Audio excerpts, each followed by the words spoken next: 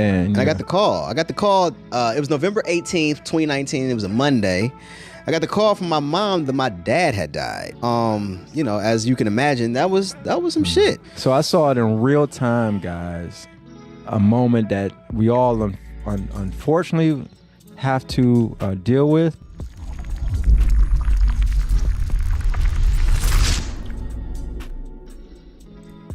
Here we are, young man. All right, for another episode. Man. Absolutely. I'm Mark Komar. I am Akil Sherman. And we are here to help you have a healthy life, a sustainable quality life. In this health and wellness journey that we all are embarking upon, because we only get this one life, right? You got one shot, man. We out here walking around like it's a dress rehearsal, though. Like, I get another. No, who said that? It's only one time. Hey, one time. I mean, there's some beliefs out there, but as far as we really know, as far as what I've seen, right? It is a one-shot deal, guys. Dadgummit, so you ain't gonna see me again. Based on what you come back like, you gonna be a grasshopper on the way back? I might be out of the but I don't know if I'll see you. You might not. You might be trying to eat me at that point. Who knows? Who knows? Let me fix my glasses. But if you come back, what are we talking about right now? We talking about, even though we're laughing and joking, right now we have a very unique time, as we have had, honestly, throughout any phase of history. I think it's always a unique time going on. We just came out of a pandemic. We just came out of quarantine, and then all of a sudden, because of those, and government's doing what they're doing and helping out and bailing out and this type of thing. Now we're in an inflation. And looking down the barrel of a recession. Right, bro. And people are losing their jobs. Gas is high as hell. Gas higher than giraffe ass. I gotta put gas on layaway.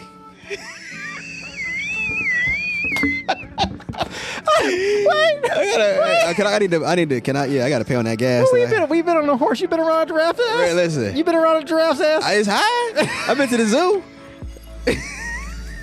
Shit. Shout out to Detroit Zoo. Hey.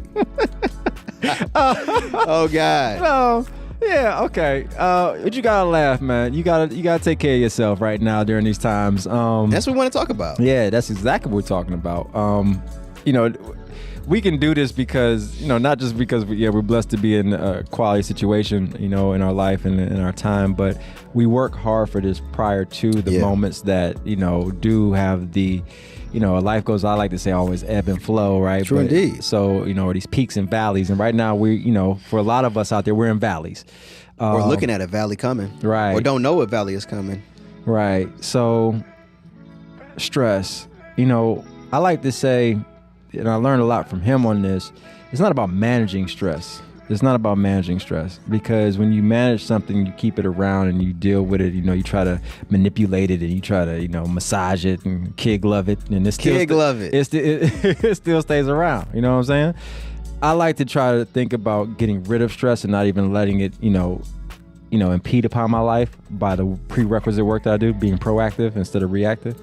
And I think I learned a lot of that from you.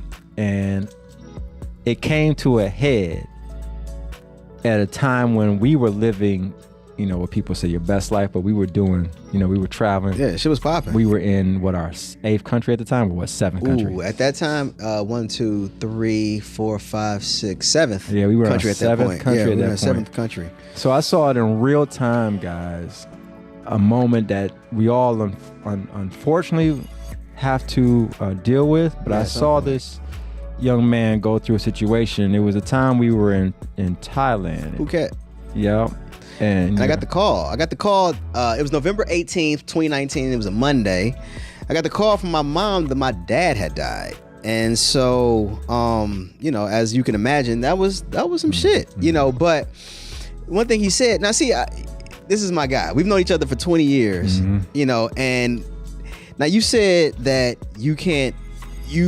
how did you put it? You don't believe in stress management? No, I don't believe in stress management. I don't believe in stress management, no. And see, so I'm gonna push back on that. Okay. And what I'm gonna say is because he said, let me correct me if I'm wrong, but you said that, you want to focus on eliminating the stress and getting rid of the stress. And I think it depends on what the stressor is. Because say with the passing of a parent, right? And if y'all had a good relationship, which I did have a good relationship with my father, you can't necessarily get rid of that in the moment. You know what I mean? Now, what he was talking about was is preparing yourself.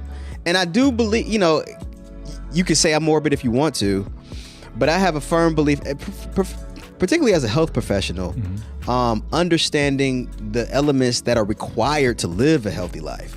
And I just knew that my old man wasn't on it. Which is, and the ironic part of it is, he was responsible for me being a personal trainer. He had the books and the information as, growing up as a kid. He brought me my first set of weights. And I mean, like, we used to live on the east side of Detroit, and he built my first bench, which was comprised of them two soap, them big ass soap detergent joints. He took two of those, put them in our attic, hot ass attic. We lived in a duplex, by the way, on the east side. And he put a door over them shits, and that was the bench. But I was in middle school, so I was like, yeah, we got a bench, whatever. But he bought me my first set of Joe Weider weights, and the Screw-On Boys. And he had the magazines, the Muscle and Fitness, the Ironmans, the Muscle Mags. He had all of that stuff. And so he definitely introduced me to that. Like, I remember going with him to see Pump and Iron 2, The Women, which was a sequel to the first Pump and Iron. But I'm giving you all this context to help you understand, like, he introduced me to health and fitness, but at the same time, he was not healthy and fit. And the funny thing is, I used to, because, let me see, I was probably in college when I remember him getting gout. And I didn't know what that was at the time, but I remember his ankles, and the irony of that, his aunt, my great aunt, they had a conversation about kidney dialysis and about once you get on dialysis, that was pretty much it. You know what I mean? And so he was an intelligent guy. He knew what it was, but it's just something about the human experience where you still gonna do what the fuck you want to do. You know what I mean? Even in the face of knowing that you can and should do better, you don't. And so with my dad, he didn't eat better. He didn't take the necessary steps to turn his health and fitness around. He just didn't do it, and I saw that, and I knew. And so a few other things happened where two of my close friends and two of my cousins and one of my closest friends, their fathers, they lost. Let me see. One lost his mom, and two of them lost their fathers. And in that, I realized, like, oh shit, this ain't promised, and it was a wake up call for me to be very candid with my parents about how much I care about them, how much I love them, how much I appreciate how I was raised, and just put it all on the table. Because one thing I realized, I didn't want to leave anything unsaid. You know what I'm saying? Like, that's what I had come to see about, from people where they have regrets about not saying certain things to their loved ones. And, like, damn, I wish I said, or I wish I patched up my relationship with and I was like, I'm not going to have that. I'm not going to do that. And so I was very mindful and intentional about making sure that, I laid it all out there. So in that process, I was also very realistic because I'm watching what he was doing. And it was like, damn, like, as being a health professional, your trajectory, there's only one outcome to this. And so, once I got the call, of course I was hurt, and part of me was still shocked, but I didn't stay there for long. I just didn't stay there. I couldn't stay there for long because I already understood. Like, here's the thing too. I came to realize he lived how he wanted to live. He lived his life. And I'm like, well, shit, at the end of the day, he did everything he wanted to do. And so if he was happy, I'm happy. You know what I mean? Like, me being obviously still living, I don't know why I air quoted, because that's not the way you use air quotes, kids. I see you, bro. I see you. Like, we're living, like, nigga, you ain't living. Right. But anyway, right there. But seeing how he lived his life and the fact that because one thing I also had come to the conclusion was that the living are the ones who suffer. The dead they're gone. And so it's us who are in our emotions and our feelings. And I'm not here to talk about how you should go through your process. Everybody's process is their own. What we want to talk about is preparing for stress in general. And so what could have been a debilitating time, which could have basically, because he mentioned us being in our 7th country. This was November 2019. We had been traveling outside the United States. Well, I met him while he was with his partner, in December of 2018. And so we had been bebopping around the world that entire time. And so when like I said, when I got the call, you know, obviously it was you know, the needle on the record stopped. You know, it was like, whoa. And so I left Phuket, Thailand, and I flew 20 something hours back to Detroit, and you know, and I spent 3 weeks with my mom. Was like, hey man, you gotta, you know, live your life, you know, don't stop doing what you're doing, you know. So I came back, and I feel like and he and I, we are on the page of being proactive and not reactive. You know, it's like when you take certain steps, you take certain measures beforehand, you are better prepared, you're better situated to deal with the obstacles or the events that life presents to you. Unfortunately, many of us, we don't consider taking those steps, we don't consider taking those measures, and it doesn't come on our radar until the shit goes down. Mm-hmm. And now we're like, okay, well, what do I do now? And then we start asking questions. Well, see, and that's what I appreciate you sharing and so candid about, you know, what you did to prepare yourself in your relationship with them. And you said you have pushback against me saying management, but I want to ask you this. What did you do in preparation prior to, beyond just talking to them? You did a lot of work on yourself. So let's talk about the work you did on yourself prior to that. So I'm a big proponent of meditation. You know, like I'm a big proponent, and exercise. You know, like exercise, physical fitness, eating food that supports health and fitness, you know, and helps you feel good. Like engaging in things that help you feel better, think more clearly, that don't agitate you, that don't put you in a state of anxiety. I read a lot. I went to a few Tony Robbins events, and I asked myself some honest questions. Like, I'm a big proponent of looking in the mirror and asking myself, like, you know, where you at? Where are you? You know what I mean? Like, you can't lie. You can lie to everybody else, but you can't lie to yourself at the end of the day. So this is why, and then you still haven't necessarily, and I appreciate you sharing all that, but this is why I say it's not about managing, it's about the work that's done prior to, and it's the work that continues, because you're not managing, you just are doing the work that's necessary. Two things happen when we get stressed. We release, well, it's a couple things that happen technically, but we release adrenaline, and we release cortisol levels, right? Yeah, they elevate. And those two things are the things that normally spike us in a direction that's most of the time in a negative response. Right. With the sympathetic nervous system, we have a fight or flight. And the choice, if you will, to choose either one, generally we tend to want to flee in the situation, right? Or run. Get out of there. Right, because we're not prepared, right? Right. Because you can't manage a situation when you're not prepared, right? Or you can't, right? So, but what we're trying to do in this time and age is we're trying to manage something that we're not prepared for because we haven't prepped ourselves properly. When we fight and we release these other two chemicals, DHEA, which helps our brain grow, when we release that chemical, when our brain expands, right? That's what DHEA is for. It's the blood flow to the brain to help the brain be able to focus more and get larger, so we can fight, so we can prep ourselves to fight. All that pre-work that you did with making sure you clear with your parents, hey, I love you. Hey, I want to have everything said now because I see the trajectory. You're working on the quality of relationships that I had with them. You're preparing. Yeah. That is really where you're managing. That's where your managing came in, if you will, because you were managing the idea, your position, your relationships. You were managing in a way where, okay, I want an outcome because I see where the trajectory is going. Yeah, because one thing I will say, I didn't want to be emotionally devastated. I didn't feel like I didn't want to go through that. Exactly. If I'm being completely transparent, I did not feel like being emotionally devastated with the loss of a parent.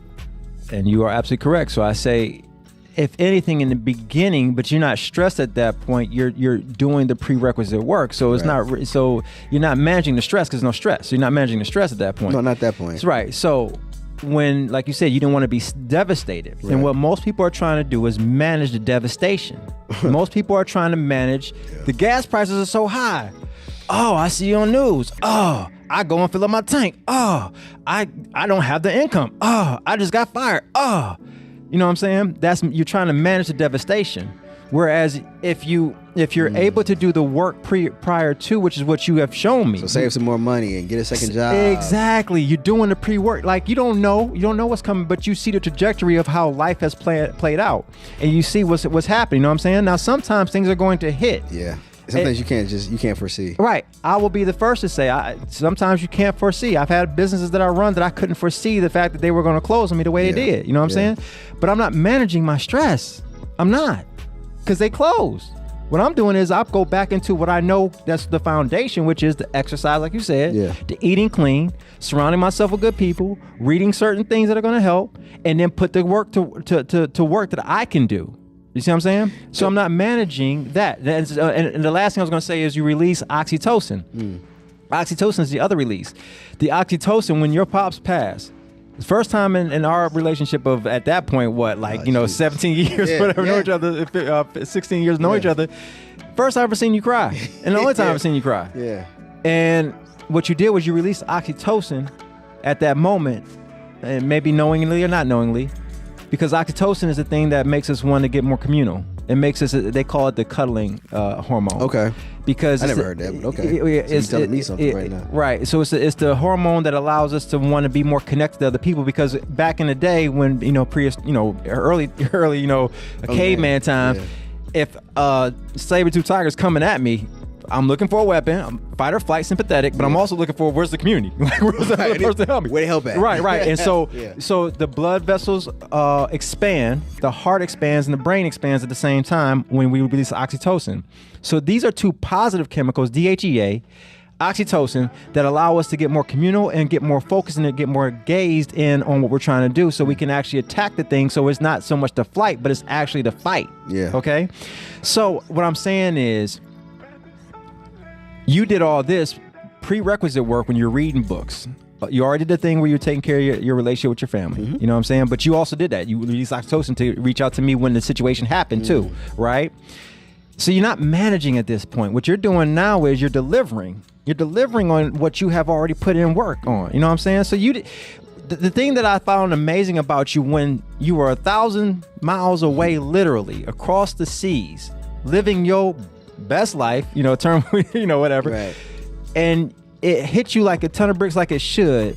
It knocked the wind out of you like it should, but then you regathered yourself as it should, because you prepared yourself for it and you weren't having to manage it. Yeah, I didn't stay there. You didn't at all. You went and took care of it. You went and saw moms. Mama Dukes. You took care of it, love her. Did what you had to do, and you came back, and you didn't miss a beat when you came back. Yeah. When you came back, we just got right back on the horse about like while we was traveling. Yeah. You know what I'm saying? People need to understand, it's not about managing stress. You put your energies into the management part of it before the thing happens. You're not focusing on what you want to do, and you're not giving the proper oxytocin, the proper DHEA release to give to the thing that you need to give, so you can fight the thing, so you can move past the thing. You know what I'm saying? So you can grow through the thing. Gas prices being what they are, you can control that, but what you can't control, like you said, getting a second job. You can't control getting your income up. You can't control more information saving. To build something for yourself to protect your family, because we live in America, and listen, guys, things get outsourced, things get downsized, and so if you only have one source of income in your world, you are doing yourself and your family a disservice. That's just straight up are. The other thing I want to touch on, when you talked about, because we're talking about being proactive as opposed to reactive, we're talking about doing the necessary work. Mm-hmm. Another area where this comes up a lot is where, and this is directly with us being personal trainers in the health and fitness world, we don't get in the gear until most of us don't get in the gear until we go to the doctor and get some badass news, or one of our loved ones get some news, and now oh shit, I got to get my act together. I got to start eating vegetables. I got to start drinking water. I got to start exercising. Well, what about if you just did that anyway? Why do we wait until? And that's something that I'm talking about health and fitness in this aspect, but just across the board, we wait until shit hits the fan to get in motion. Like, we get so relaxed, and it's like, oh shit, I could just. I mean, you can do that, but like Jim Rohn, the great business philosopher, Jim Rohn said, he called it the ant philosophy. And so you want to think winter during summer. So basically, when things are going well, you want to, it's not to not appreciate the current situation, but it's to fortify yourself for the future in case things happen. And so we don't necessarily take that approach a lot of times.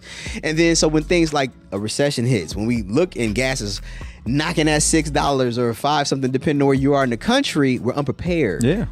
And now we're stressed out. And like you said, so I kind of see where you're coming from more so than when we started, you know, because you're saying like you manage the stress before the stress hits. That's right. And so then when it hits, you don't have to internalize it and you handle it. Yeah.